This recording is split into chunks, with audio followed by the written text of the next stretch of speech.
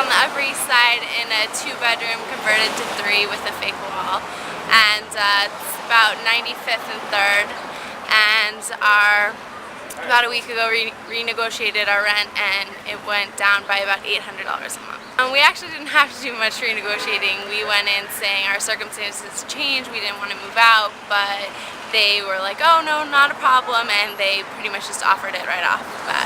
We got, the 3 of us each got 9 months of the gym upstairs for free. Just go in and know what market rate is for apartments around where you live, and that should be enough.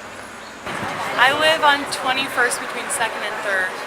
It's a walk-up apartment. I have 2 roommates. Recently we found out that the apartments that are the same size and everything's the same, in fact they also have a microwave, we don't have one, are $1,100 a month less than the place that we have. So we called our company and we asked them to have our rent reduced, and they said they wouldn't reduce it $1,100, and they said they would reduce it like $500 if we sign an entire another year lease.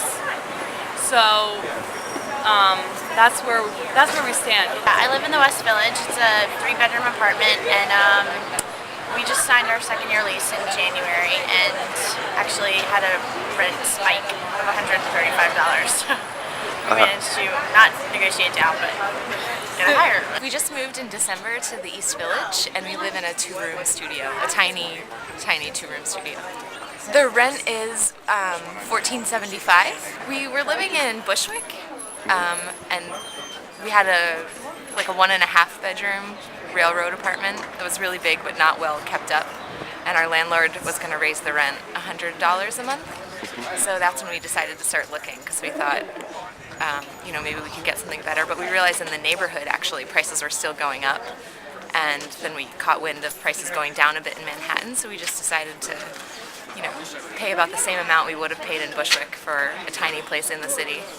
We had tried to negotiate with the management company to go down just a little bit in rent, and their response to that was that, 1, they had just lowered the price, and 2, that the folks who had been living there before us were actually paying more money in rent, and we've heard that from neighbors as well. So that in itself was like a kind of astonishing information for the Manhattan real estate market.